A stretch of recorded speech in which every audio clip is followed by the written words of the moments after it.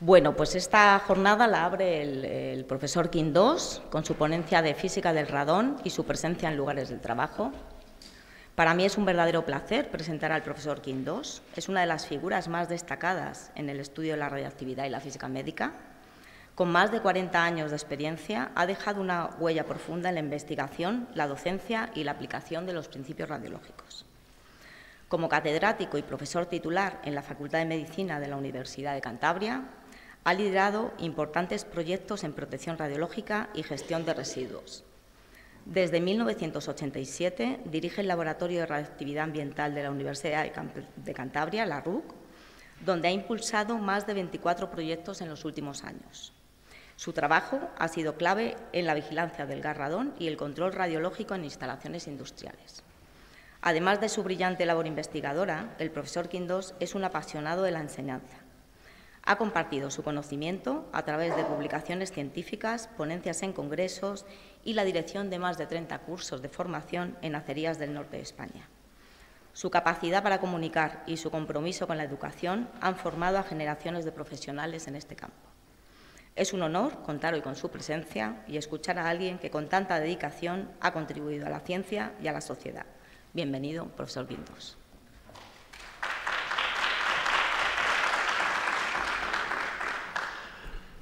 Muchas gracias. No sé si estaré a la altura, pero vamos, muchas gracias.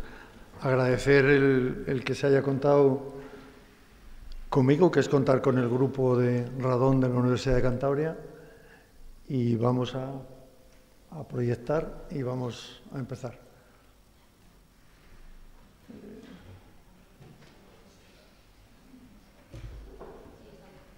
Están en ello, ¿no? Bueno, adelantaros dos cosas. Después de mí vendrá mi buen amigo Lluís Font, que vamos a hablar un poco digamos, de lo mismo, entre comillas. Lo que pasa es que lo mío va a ser mucho más superficial, lo del Lluís va a ser mucho más con ecuaciones y con matemáticas. Lo mío va a ser más introducción de los problemas que plantea o que hemos ido detectando a lo largo de los 48 años que llevamos trabajando en este campo. Bueno, deciros que mi situación actual, desde el 1 de septiembre del año pasado, fui, digamos, cesado en la universidad y ahora sigo siendo catedrático, pero ahora soy mucho más divertido. Catedrático emérito ad honorem. Eso significa que la universidad no te paga un duro, pero te deja trabajar. Bueno, pues está bien. Yo cobro la pensión máxima de jubilación después de 48 años de cotización y bien, pues es lo que hay. Bueno, que sepas que la cesión en la universidad, el cesarte es a los 70 años, o sea que de 65 a 70 puedes seguir trabajando, digo por los que estéis al punto de... Tenemos el derecho de poder llegar a los 70, que es un buen resultado. 7-0 es un buen resultado para un partido de fútbol. A ver. Qué bien. Bueno, os decía que no tiene sentido un poco todo lo que voy a contar si no fuese por el grupo en el que estamos inmersos. 2 catedráticos, 2 ayudantes y 5 contratados de investigación. Los contratados de investigación hemos hecho muchísimas medidas de muchos años. Y los contratados de investigación han sido fundamentalmente en temas no relacionados con el radón. Es decir, a partir de ahora el radón se ha convertido en un arma económica, como vais a ver luego a lo largo de las presentaciones, pero durante muchos años el radón ha sido pues, una especie de hobby en el cual había que hacer, había que medir, había que divulgar y sobre todo había que tener mucho cuidado con no crear alarma social. Estamos en proyectos europeos, estos son los 2 últimos en los que hemos estado y en LIFE es en el que estamos actualmente. Bueno, vale. Bueno, que sepáis que además el interés por la radiación natural en Europa, no ya en España, en Europa empezó en 1989 con el Radiation Protection Program. Hasta entonces tampoco Europa estaba preocupada por estas cosas, ¿eh? O sea, quiero decir que empezaron primero, pero nosotros nos ha costado incorporarnos. Bueno, somos un laboratorio acreditado ENAC para ensayos de medida de radón con trazas, pero también somos uno de los 5 laboratorios europeos que está acreditado ENAC para hacer calibraciones de detectores de trazas y de detectores de monitores en continuo. Son muy pocos los laboratorios que hay en Europa que pueden hacer estas cosas. Mi rector todavía no se ha enterado, en el sentido de que no nos ha dicho, oye, qué bien. Esta es nuestra cámara de calibración, pero vamos al tema de hoy. Bueno, lo primero, recordar, muchos de vosotros estuvisteis el año pasado. Entonces, la física del radón, digamos, la física cambia cuando hay genios, y como no hay genios, por ahora, pues resulta que hay que basarse en lo que hay. Entonces, lo que hay significa que no ha cambiado mucho, el radón sigue siendo el mismo. Las características químicas que explicamos a los alumnos de físicas, de medicina o de ingeniería son las mismas, o sea que no hay que cambiar absolutamente nada en ese sentido. Es un radón que es el tonto de la tabla periódica, que está al fondo a la derecha, que no reacciona con nadie, que no le interesa a nadie, va a su bola, etcétera, etcétera. Esto sí que es importante. ¿De dónde viene el radón? Pues este es nuestro eslogan, digamos, del laboratorio. Esto lo hizo el profesor Villar, que en paz descanse, y entonces aquí de lo que se trata es ¿de dónde viene el radón? Pues bien, ¿no? Viene del uranio, del radio, y el radón se desintegra y da el radón. Pero miraros qué inteligente fue el profesor Villar a la hora de poner que el uranio y el radio están con los pies apoyados en el suelo. Estar con los pies apoyados en el suelo quiere decir que son elementos sólidos, luego por lo tanto están ahí, en el suelo. ¿Y cómo se mueven en el suelo? Pues por el agua. El agua les va moviendo para un sitio y para otro, depende de las características del agua. Pero el radón es un gas.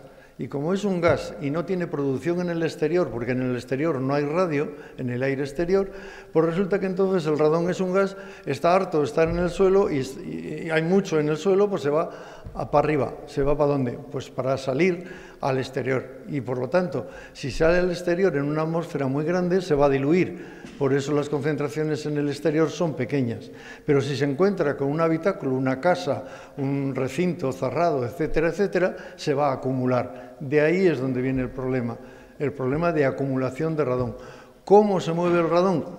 Pues muy fácil, se mueve por difusión, de donde hay más a donde hay menos, del suelo al aire, eso es un mecanismo muy sencillo pero muy lento, muy constante pero muy lento. Pero también se mueve por diferencia de presión. Cuando hay diferencia de presión, solamente el radón necesita del orden de 5 o 6 pascales para ponerse en movimiento.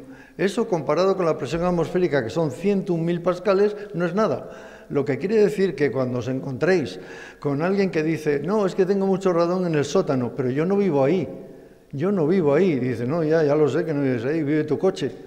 Pero es que entonces, ¿qué problema tengo con el radón? Pues perdona, tu sótano está a una temperatura distinta de la que está tu casa. Esa diferencia de temperatura es suficiente para generar una diferencia de presión. Y esa diferencia de presión es la que va a hacer que eso que tienes en el suelo, eso que tienes en tu sótano, suba para arriba por grietas, fisuras, bla, bla, bla, bla, a tu casa. Luego tienes una bodega de vino abajo, probablemente, es buena acción, pero también tienes una bodega de radón, porque se mueve por convección. Esto lo comentaremos luego al final. Esto fue una cosa muy importante. El radón, como vamos a ver, entra y sale en nuestro sistema respiratorio y entra y sale, y entra y sale. ¿Emite alfa? Sí, pero ¿cuánto tiempo tarda el radón en estar dentro de nuestros pulmones? Pues hacer una prueba. Si estoy mucho tiempo me muero, tú. Luego, por lo tanto, tengo que respirar. Ya está. Luego el radón, la dosis de vida al radón como gas va a ser insignificante totalmente. Pero, los descendientes, como vamos a ver, porque se desintegran y emiten también alfas, se van a vincular a partículas. Al vincularse a partículas, ¿a qué partículas? Vamos a ver que son partículas del orden de 0,1 micras, 0,1, 0,2, etc. Bueno, pues un día viendo la tele y estas cosas, en la época del COVID, que no había mucho que hacer, pues vimos que resulta que el tamaño del coronavirus, lo veis ahí en rojo, 0,1 a 0,5 micras. Onda, si es del mismo tamaño que los hijos del radón.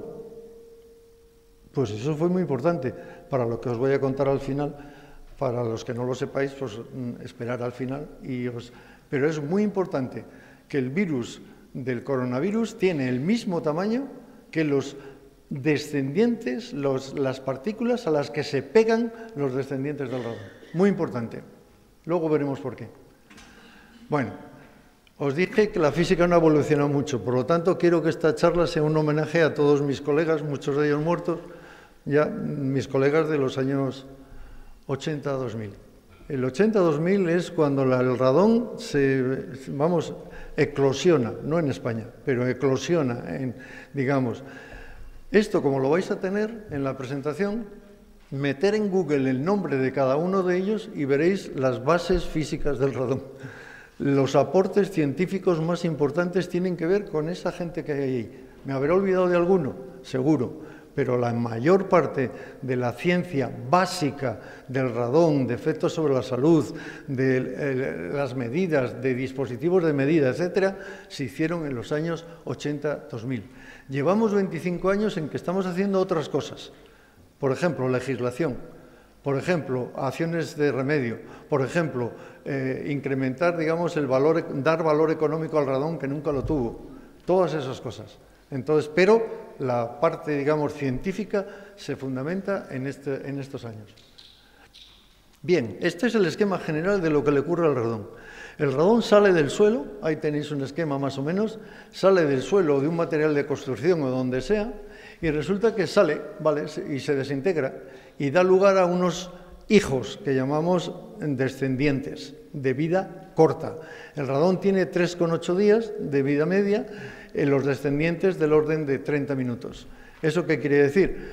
Pues que una vez que sale el radón y se desintegra, en los descendientes, ¿qué les puede pasar? Por lo que aparece arriba del todo. Por ventilación se pueden ir. Bien, un proceso bueno. Pero es que, ¿qué le puede ocurrir a su vez, digamos, el átomo de radón? Que se vaya el átomo de radón por la ventana, por donde sea.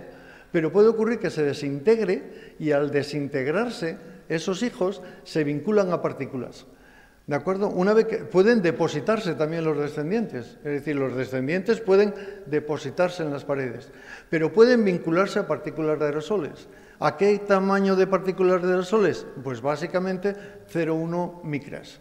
¿De acuerdo? Entonces, esto es muy importante. ¿Por qué? Porque son esas partículas de aerosoles las que nos estamos tragando cuando respiramos.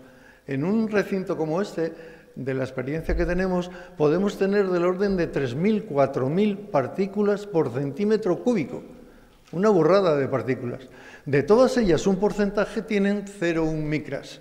Bueno, pues esos son los que buscan los descendientes de radón para pegarse a ellas y esos son los que nos tragamos. Nos tragamos el radón y nos tragamos partículas, pero partículas que llevan asociadas descendientes de radón que emiten alfa. El radón entra y sale, pero las partículas no. Las partículas quedan retenidas.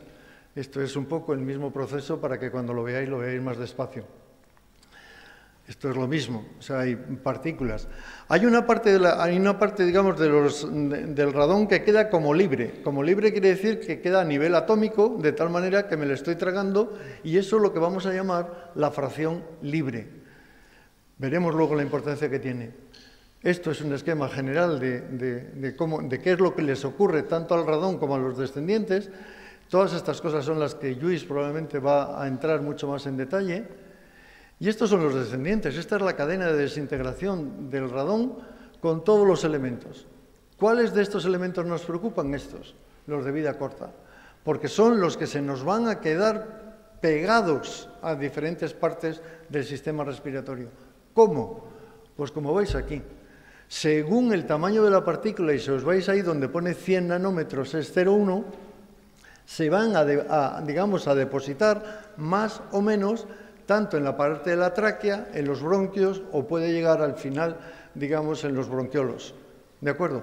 Y ahí es donde está la razón científica por la cual el radón está relacionado, porque entendemos el mecanismo para producir cáncer de pulmón o interacción y efectos sobre la salud. Si no fuese por este mecanismo, no estaríamos hablando de que el radón y el cáncer de pulmón tienen que ver. Como entendemos el mecanismo, es uno de los motivos por los cuales, si yo tengo migrañas, pues igual resulta que digo, claro, es que tengo mucho radón, y entonces la migraña viene por el radón. Digo, bueno, pues igual sí.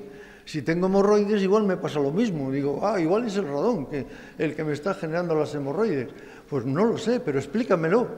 Es decir, yo no estoy abierto a que me expliques exactamente cuál es el mecanismo biológico, físico, químico, en virtud del cual el radón está afectando. Por ejemplo, hay unas investigaciones en marcha muy importantes sobre el radón y ELA.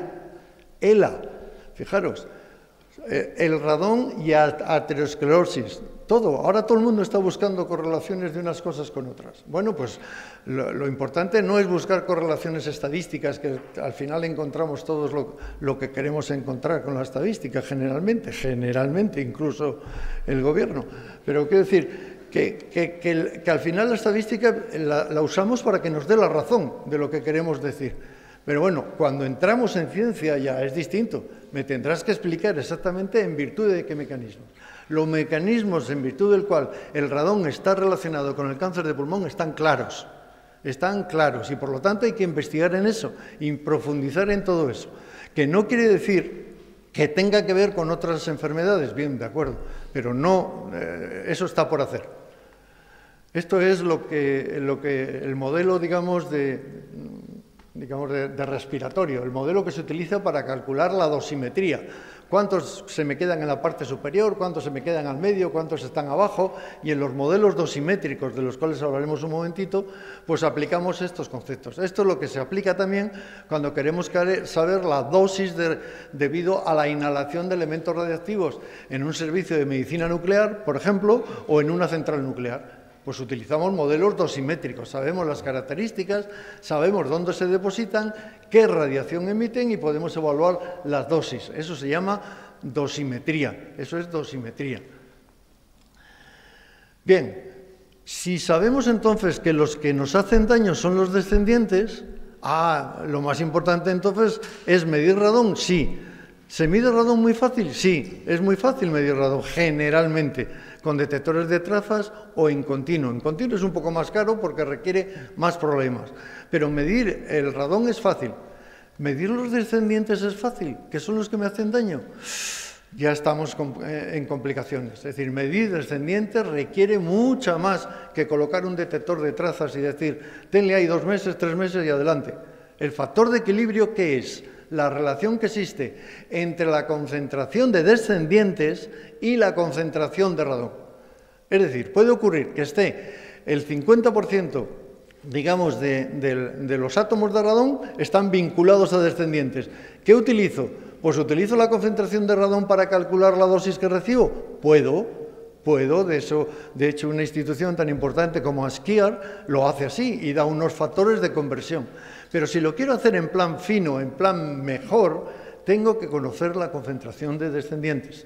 La concentración de descendientes, insisto, es cara, complicada y requiere de una mayor dedicación al tema que no solamente colocar un detector y recogerle dentro de 3 meses, 6 meses o 1 año. ¿De acuerdo?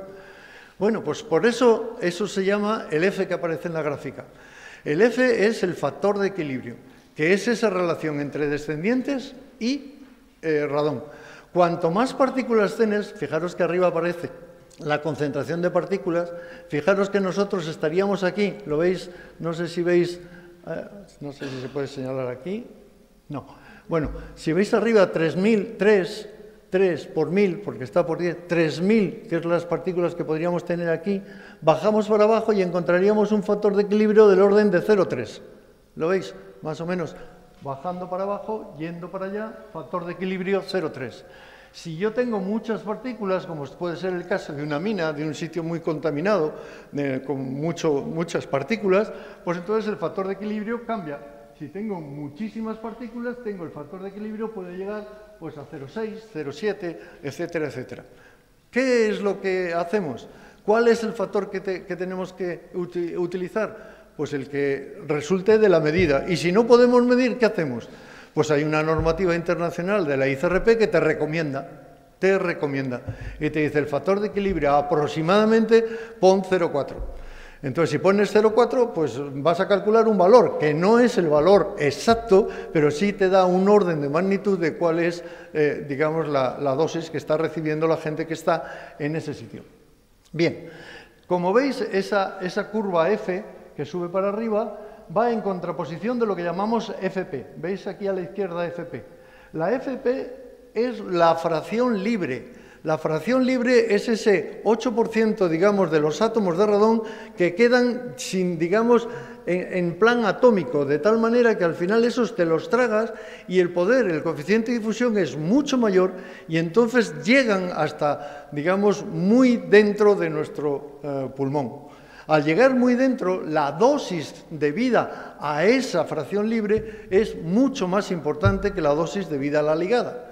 Pero, lo que ocurre es, vamos a ver ahora, lo que ocurre, este es el 0,4 que os digo que se recomienda desde 2017, que es la relación entre los descendientes con relación al radón. Si yo sé la concentración de radón, multiplico por el F y ya tengo la concentración de descendientes. ¿Es buena esa concentración? Pues a falta de otra cosa, es buena. Si quieres conocer verdaderamente, mide la concentración de descendientes y tendrás un valor de la dosis mucho más exacto. Esto es lo de la fracción libre. La fracción libre, a medida que aumentan los aerosoles, os fijáis, si aumenta el número de aerosoles en el aire, la fracción libre, claro, si tengo muchas partículas, digamos, partículas a las cuales vincularse los aerosoles, la fracción libre prácticamente desaparece. Entonces, esto lo hizo Postendorf en el 94, seguro que Lluís luego lo comentará más allá, pero veis que esta fórmula de aplicar, encontrar el valor de la fracción libre, ¿lo veis? Solamente se puede hacer si el número de partículas es más de 2000. Dices, bueno, pues si hemos dicho que aquí hay 3000, se puede utilizar ese valor, perfecto.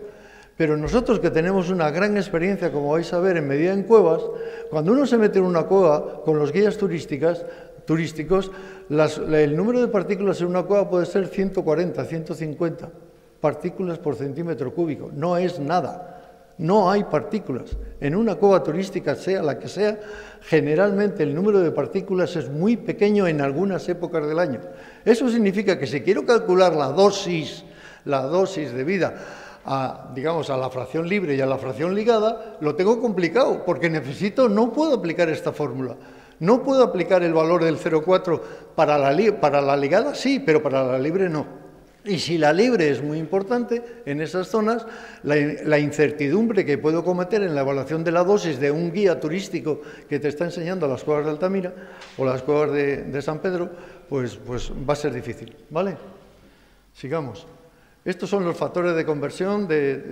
Esto es para ver que el factor de conversión a dosis para la fracción ligada está muy definido. Bien, lo acaban de cambiar hace poco en la ICRP 137, como vais a ver.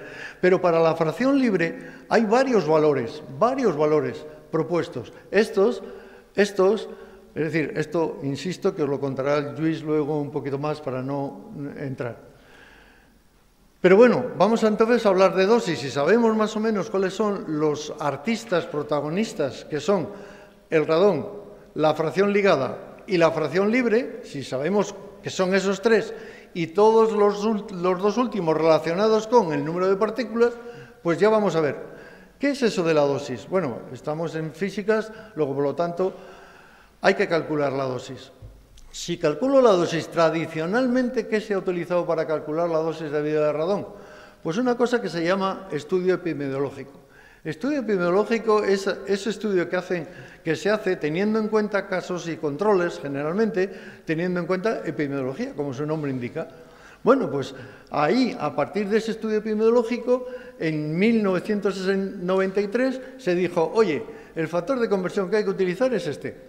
En puestos de trabajo, 5 milisievert por working level mal. El working level mal tiene que ver con la concentración de descendientes, con el factor de equilibrio, con todas estas cosas. Bien, en aquel mismo año, curiosamente, estos señores, otros señores, entre los que nos incluimos como grupo, dijeron, oye, eso está mal, eso tiene mucha incertidumbre, porque los estudios epidemiológicos de casos y controles presentan gran incertidumbre. Vamos a hacer el mismo modelo que se aplica en centrales nucleares a la dosimetría del radón. Y se hizo. Y sobre todo los ingleses llegaron a la conclusión de que el factor no debería de ser 5, sino debería de ser 12. ¿Vale? Eso ha estado así durante 25 años, 30, 40. Hasta que por fin la ICRP, que se supone que son los más listos de la clase, pues resulta que han reconocido un modelo dosimétrico. Es decir, han reconocido el modelo que los señores, digamos, fundamentalmente los ingleses, establecieron hace 25 años. ¿De acuerdo? Bien, pues ahora ya tenemos nuevos factores de conversión. El factor de conversión ahora a aplicar es 10, lo explicará Marta también luego, seguro, 10 milisievert por working level man, pero en cuevas turísticas, 20. ¿Y por qué en cuevas turísticas 20? Se puede preguntar alguien, porque cuando lees la ICRP terminas diciendo, ¿y esto? Pues igual, como hipótesis de trabajo, igual es porque en cuevas turísticas estamos teniendo en cuenta el efecto ese de la fracción libre que no se puede evaluar, que lo metemos a la fracción ligada, al factor de conversión de la fracción ligada, que es lo que se mide. O sea que queda mucho por hacer en este sentido. Bien, en la dosis, esto es importante para órdenes de magnitud para los nuevos. En España la dosis media anual debido a todas las fuentes naturales son 2,8 milisievert año. Vale, bien. Los trabajadores expuestos, los que tenemos licencia de operador, supervisor, pues hasta 20. Bien. Esto es muy importante. Yo sigo viendo, y sobre todo sigo viendo, y me enfada cuando veo los youtubers, algunos de ellos incluso físicos reconocidos, o presumen de físicos reconocidos, que siguen diciendo que una placa de toras, cuidado, una placa de toras, por favor, da una dosis mínima, 0,05 milisievert. Hazte una placa de toras si es necesario, coño. Perdón. Quiero decir, que no pasa nada, Pero ten cuidado con los escáneres. Sí, claro que sí. Y a nosotros, a nuestros estudiantes de medicina, les decimos, oye, no hagas un escáner gratis, porque un escáner sí que son 10 milisievert. Ahora han bajado a 5, porque la nueva tecnología permite, digamos, menos dosis debido al escáner. Pero no, por favor, centremos el detalle en la placa de toras. Y tampoco centremos el detalle en el famoso plátano de Canarias, coña.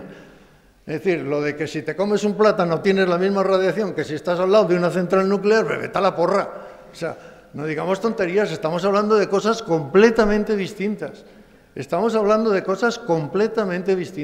¿Vale? Bueno, esto es curiosidad, que probablemente para muchos ya es conocido, pero no. La estación espacial que está ahí arriba, a 400 kilómetros de aquí, como de aquí a Santander, pero para arriba, reciben 1 milisievert por día. Bien. Vale, y dice, pues acaban de bajar unos que han estado 90 días, pues 90 milisievert. Pero ¿cuál es el límite de un astronauta por ley interna de la NASA? 600 milisievert. Luego no van a protestar, nadie va a decir, oye, que tú has recibido más de lo que... No. O sea, 600. Luego han recibido 90, bien. ¿Es un caso aislado? 2. ¿Vamos a encontrar una correlación con tipo de enfermedad, cáncer o lo que sea? Pues imposible. Con 2 personas no vamos a poder hacer absolutamente nada. Vale, el viaje a Marte eso ya es una broma y como físicos somos responsables de informar a la población de que un viaje a Marte en este momento es un problema de protección radiológica. Un viaje a Marte con el tiempo que tarda recibiríamos 5.000, 6.000 milisievert, no hay cuerpo que lo aguante. Ya terminemos ya con el mito de que, bueno, se están desarrollando muchas cosas, perfecto, pero la vida en Marte es absolutamente imposible mientras no resolvamos el problema de protección radiológica. Bien, estos son los límites, fijaros, desde el 5 que os puse antes al que tenemos ahora 10 y 20 para trabajo físico cuando hay mucha actividad y cuando tenemos cuevas turísticas. ¿Vale?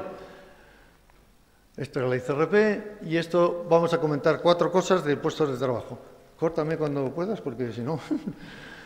A ver, si uno se mete en puestos de trabajo, en realidad, hoy, la charla de hoy debería de ser Marta de primero, Marta de segundo, Marta de tercero y Marta de cuarto, porque acaban de aprobar antes de ayer, una nueva instrucción sobre medida de radón. Entonces, si la acaba de aprobar el Consejo de Seguridad Nuclear una nueva instrucción, pues la tendríamos que contar ahora en qué consiste, porque ahora lo que tenemos es la IS-33, que va a ser suprimida. ¿De acuerdo? Entonces, bueno, pues mientras tanto, Marta nos contará algo, digo yo, pero mientras tanto tenemos la Guía de Seguridad 11.4. Esta también habrá quedado derogada con lo que han aprobado ayer, ¿vale?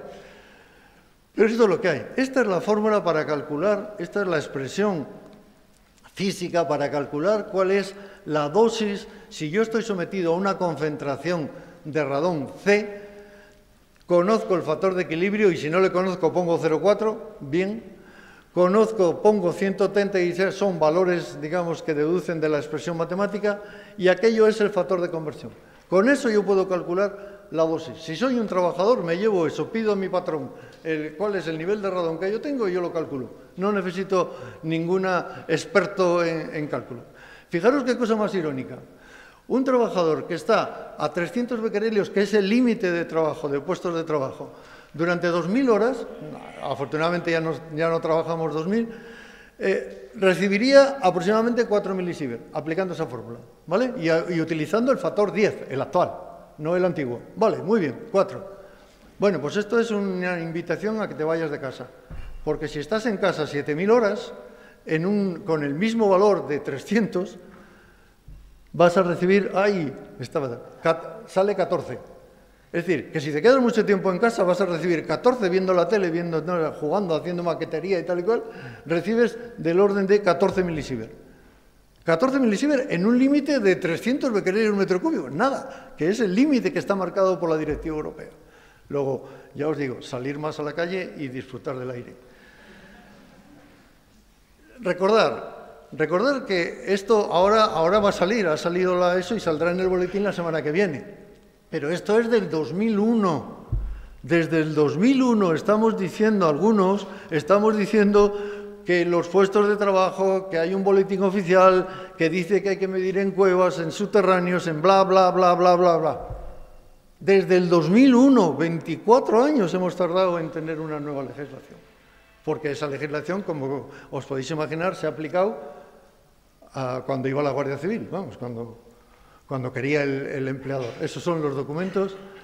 Esto es nuestra experiencia en cuevas, es muy grande, muy grande. Llevamos muchos años, desde el año 82 llevamos midiendo en Altamira. Y aquí es donde viene uno de los problemas. Si os vais a poner a medir en cuevas o en subterráneos o en sitios, en todos esos sitios hay que saber exactamente lo que estás midiendo. ¿Qué estás midiendo? Pues yo puedo estar midiendo continuamente, que es el azul, bla, bla, bla, bla, bla, bla, así, en continuo, eso se llama en continuo. Puedo estar midiendo puntualmente lo amarillo, de vez en cuando cojo lo amarillo y digo, venga, pues ya, oye, te voy a medir ahora un ratillo, ya, tú tienes tanto. Esas son las variaciones del amarillo. Y yo puedo tener luego lo que llamo el valor medio, que es el rojo, que es lo que normalmente se denomina el promedio anual. Muy bien, pues ya está, esa es la historia. Esta es la historia. No, esto es la ICRP, Esto es una cueva. Fijaros, es una cueva de Castañar-Guibor, que está ahí al lado. Esto está publicado, o sea que no estoy atentando contra información de ningún sitio. Está publicado en revistas científicas. ¿Veis el número de la izquierda? 32.000. Esa es la concentración de radón en el interior de la cueva. Y estas son unas medidas en continuo. Evidentemente, ahí veis que hay una variación desde 32.000 hasta 22.000. Pero es que esta, que es Altamira, esto es Altamira, veis que hay desde 7.000 hasta 600. ¿Cuál sería el valor promedio de Altamira? Pues unos 3.000, 2.500. Ya, pero a mí me han contratado para trabajar en enero. ¿Y entonces qué hago? ¿Utilizo el valor promedio anual? Pues no, tendré que medir y tendré que hacer. Y de hecho, la guía 11.4, espero que en la nueva instrucción ya salga como obligatorio. En la guía 11.4 dice, se recomienda que midan todo lo largo del año. Bueno, se recomienda, basta. Y dice, si te voy a medir todo el año, va a ser más caro que si mido solamente una vez. Evidentemente. Bueno, pues esto es un problema gordo. Y este problema, y acabo, este problema se repite con esta historia. Mirad, esto es la medida en una cueva, digamos, pero la medida en varios periodos, porque la guía también recomienda que se debe de medir en un periodo lo suficientemente largo del año para calcular el valor promedio anual. Bueno, pues nosotros fue lo que hicimos.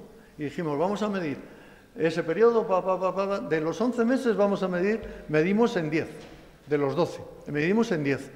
Vale, pues con esa medida de 10, resulta que además de medir con CR39, que son todas las medidas, medimos también en continuo. Medimos en continuo, todo en continuo. Y resulta que comparamos las medidas en continuo con las medidas con CR39. Si yo me fijo solamente de las medidas en continuo, ¿veis lo que aparece allí? Calculo la media a la derecha del todo, abajo. Ah, bueno, sí, nada, no se ve. Sí, ¿veis? 2.200 no sé qué. Ese es el valor promedio de todo el año de las medidas en continuo, poniendo ahí unos detectores, 3 equipos de medida en continuo en diferentes puntos de la cueva. Y llegamos a la conclusión de 2.200. 2.200 es el valor promedio de esa cueva, con medida en continuo. Pero cuando cuando comparamos, digamos, con los de trazas, resulta que como no hemos puesto, en vez de 12 meses, lo hemos puesto solo 10, que es un tiempo lo suficientemente grande como para poder decir, hombre, si has medido 10 meses, pues ya tienes bastante. Ahora resulta que la mina nos sale que la cueva esa, que en promedio solamente tiene 1.000, la mitad. La mitad. Y cuando lo comparamos con los valores de continuo de los mismos periodos, vemos que sí, que lo continuo y lo de trazas funciona. ¿Dónde está el truco? Pues el truco está en que en esta medida con trazas, resulta que se nos olvidó, entre comillas, no se pudo medir, lo que sea, el valor más alto que tenía la cueva. Es decir, el más alto que en el caso de la medida en continuo hace que suba a 2.000 y en el caso si no mides en ese mes, pues entonces lo que haces es bajar hasta abajo. Luego, cuidado con las medidas, digamos, para poder tener un valor promedio anual representativo. El valor bueno está precisamente en el valor en continuo, porque así sabes perfectamente lo que tienes cada uno de los meses. Puedes calcular el valor. Insisto que esto en la normativa de aquí a 11.4 es una recomendación. En la circular que mandó el Consejo a las cuevas también era una más encarecida recomendación. Esperemos a ver si ahora ya es una obligación, como creo, en mi opinión, que debería ser. Y ya acabo. Esto es para los chicos jóvenes solamente, las 3 siguientes. El Código Técnico de la Edificación dice que toda casa que se haga nueva en municipio tipo 2, y esto es el potencial de radón de España, y estos son los municipios tipo 2, tipo 1 y tipo 2. En los de tipo 2 hay aproximadamente 1.600, que son los que están señalados ahí, ¿vale? Bueno, pues el Código Técnico dice, en todos los municipios tipo 2 no se puede construir una casa nueva que tenga más de 300 becquerelios metro cúbico en diseño. Joder, qué bien. Ya por fin vamos a parar el tema del radón. No vamos a construir más casas con más de 300, ¿vale? ¿Sabéis cuántas casas habrán construido desde el 19 hasta ahora? No sé, 1 millón, medio millón, 200.000, no lo sé. El caso es, si yo obligo a hacer eso, ¿voy como administración a ver si es verdad? No. La administración no mide a ver si es verdad. Le basta con que el señor arquitecto, Borja, mis respetos, el señor arquitecto firme una declaración responsable diciendo he hecho una casa que tiene menos de 300. Se acabó. Y aquí paz y después gloria. Bueno, pues ahora parece ser que en la nueva directiva del Consejo, en la nueva instrucción, se va a hacer obligatorio la medida de radón en puestos de trabajo en todos los municipios tipo 2. Es decir, 1.600 municipios de España. En todos los puestos de trabajo de esos 1.600 municipios va a haber que medir radón. Yo calculo que puede ser 1,5 millones de medidas. O sea que si tenéis 30 años, montar una empresa, hacer algo y dedicaros a medir radón exclusivamente, porque es un negocio brillante, brillante. ¿De acuerdo? Sigamos. Esto es Cantabria, en homenaje a la casa. Esto es un trabajo para casa, como vais a tener la historia, es para que calculéis vosotros vuestra propia dosis. Y estas son las 4 investigaciones que estamos en curso, en las que estamos ahora. La primera es que estamos con el Gobierno Regional de Cantabria y la empresa Ingecit, estamos haciendo, digamos, medidas de radón en un proyecto en el Hospital de Lenares, aquí en Coslada, y en la central nuclear de Santa María de Gallón, que está en desmantelación. Os cuento la anécdota simplemente. La central nuclear se desmantela, se quita todos los sistemas de ventilación de la central y, por lo tanto, la vasija que está a 12 metros de profundidad, pues es un recinto favorable a la entrada de radón, aunque no es una zona de mucha historia. Bueno, pues los trabajadores que están allí trabajando, cuando salen de la central a hacer control, saltan la alarma. ¿Cómo va a saltar la alarma si no se está produciendo nada? Claro, los nucleares no piensan en radón, no, eso es una cosa de un par de locos que hablan por ahí. Como no piensan en radón, no asocian a que ahí hay radón y los descendientes se vinculan al casco de los trabajadores, porque son partículas cargadas. Entonces la electricidad estática hace que se vinculen ahí descendientes de radón que cuando salen por el pórtico pita. Pues ¿qué pensabas? ¿Que no iba a pitar? Bueno, pues ahora ya están más preocupados y están evaluando las dosis. En ese proyecto estamos. Este es un proyecto que puede ser, digamos, también un golpe muy grande. Este es un diseño con el Gobierno regional. Estamos haciendo un diseño de un nuevo equipo que creo que va a revolucionar absolutamente todos los equipos, porque es un equipo que no cuesta más de 2.000 euros y que mide exactamente igual que un equipo convencional, Alfaguara o lo que sea, que vale 15.000, 16.000. Este equipo sí que va a servir de dosimetría personal, porque este equipo, aplicando inteligencia artificial, lo que va a permitir es que si tú cuando entres a un recinto que tenga una concentración de radón elevada, este equipo se va a conectar con tu móvil y va a reportar, mientras tú estés en ese sitio, va a reportar todos los datos, digamos, va a escupir todos los datos. Cuando te sales, pues dejas de recibir datos.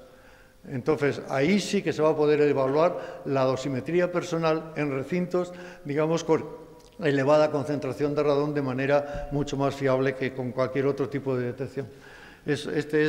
Le hemos calibrado, en una intercomparación, allí es como sale, o sea, fue una auténtica maravilla. Está ahora bajo patente y estamos en todo ese rollo. El siguiente es como esto no lo financia nadie, pues entonces lo financiamos nosotros. Yo, como jubilado, tengo disponibilidad de poderme mover mucho más, muy buenas relaciones con la Asociación Española de Cuevas Turísticas, que me permite el acceso a cualquier cueva de las que estamos, y estamos midiendo esos dos parámetros, que es factor de equilibrio y fracción libre. Esos son, digamos, lo que hay. Y la última, esto fue en Pava con la primera. La primera, recordar que el COVID tenía lo mismo tamaño que las partículas a las que se vinculan los hijos del radón.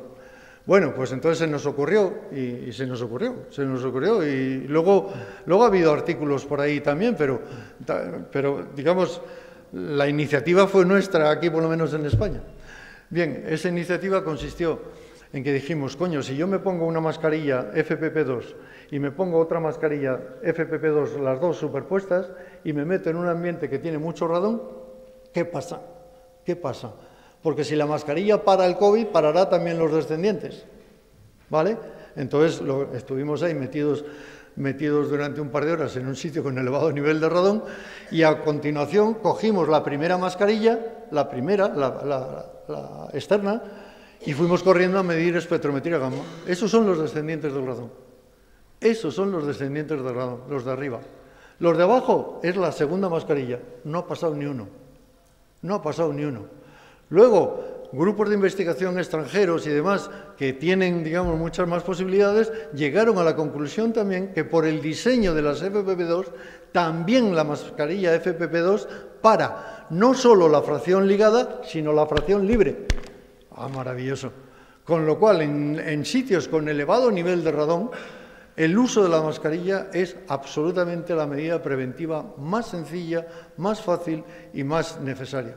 Bueno, pues estamos haciendo propaganda de que se use esto a través de charlas, contactos y demás. Tenemos un gran problema con los guías, porque los guías no quieren hacer estas cosas, porque pierden personalidad, pierden no sé qué, yo qué sé, cosas de esas. Y esta es nuestra página web en la que podéis estar, y este es nuestro correo, nuestra situación, y perdonar, pero bueno, muchas gracias por vuestra atención.